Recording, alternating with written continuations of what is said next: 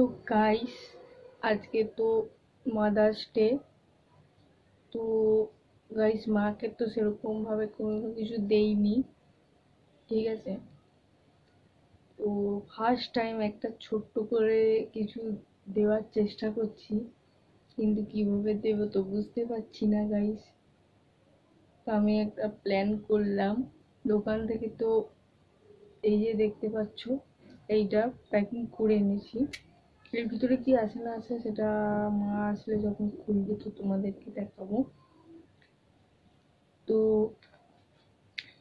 এর বাইরে থেকে ভাবছি যে দোকানদার না ওই যে কার্ডটা, ওই কার্ডটাতে দিতে না ভুলে গেছে।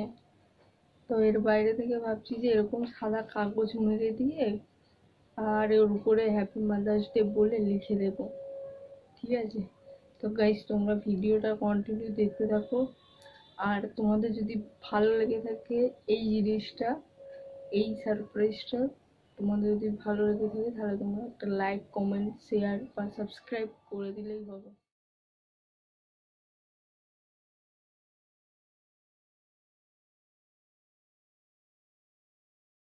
গাইজ, আমি লিখে দিয়েছি অলরেডি হ্যাপি মাদার্স ডে।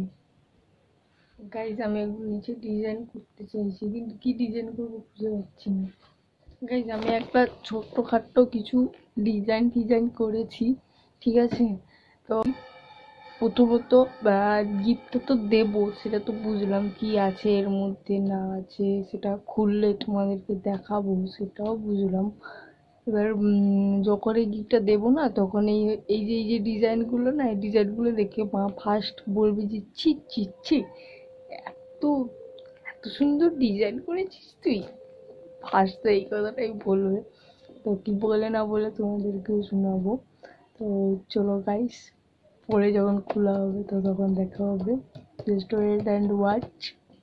ওকে গাইস, সঙ্গে থেকো, পাশে থেকো, একটু সাবস্ক্রাইব করে দিও। আর কিছু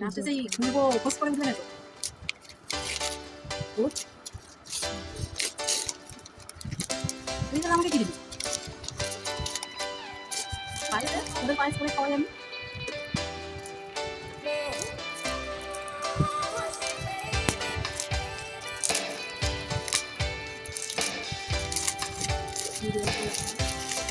চায়ের কাপ দেবে না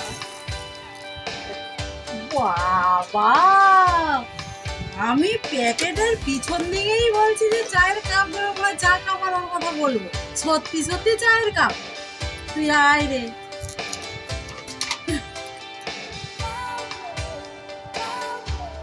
আরে আয় রে রিয়া, দৌড়ে ফাটা